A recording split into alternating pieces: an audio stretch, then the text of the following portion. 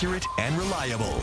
This is your First Alert forecast with meteorologist Kyle Keel. Well, it's certainly a summer-like day across eastern Iowa, western Illinois. We've got the hazy sunshine out there. It's a little breezy as well. Everywhere Camera Network shows that we do have the American flag waving in the wind there in Bettendorf. Those winds are 10 to 15 miles per hour. We'll notice those kind of amp up here as we head into tomorrow, and that's ahead of our next cold front that brings us the potential for some thunderstorms here by tomorrow afternoon and especially tomorrow evening. But hey, in the meantime, you're heading out after work today, things looking pretty good. Temperatures will be in the 80s. Notice that through about sunset, and then we'll fall back down into the 70s and yes, eventually into the upper 60s, and that's all the cool it's going to get here over the next 24 hours. Now notice tomorrow we start to see a few changes. A couple of showers possible around here tomorrow morning, especially west of the Mississippi River.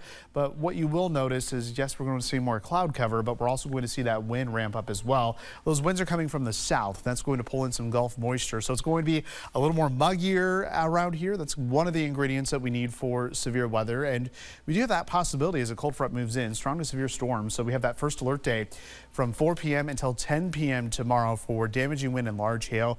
Isolated tornado can't be ruled out, but that threat's mainly going to be off to our south and west, and that's where the highest threat of severe weather is today. There's that bullseye of that level 3 risk in portions of Kansas down into Oklahoma.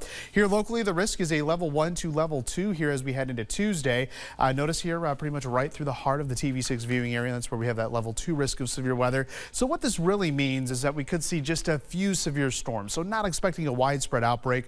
Most storms will stay below severe limits, but we certainly could see some wind gusts up to 60 miles per hour and maybe some quarter-size hail with any of those stronger storms. This all is going to come along this cold front that is now off to our north and west, so we'll continue to watch the eastward progression of this. But as I mentioned, out ahead of it, we have that southerly flow. There's nothing really blocking any of that Gulf moisture from the Gulf Coast, so we are going to notice, again, that increase in that humidity. So let's go ahead and time everything out with exact track. You notice those southerly winds are very evident here over the next several hours. We'll see just a few high clouds here this afternoon. Otherwise, we'll start with a clear sky this evening and then see more clouds move in overnight. You'll notice a healthy line of storms making their way out from central Iowa into eastern Iowa, but there's not going to be a lot of forcing here in eastern Iowa to keep these going. So just a couple isolated showers possible here in the morning hours.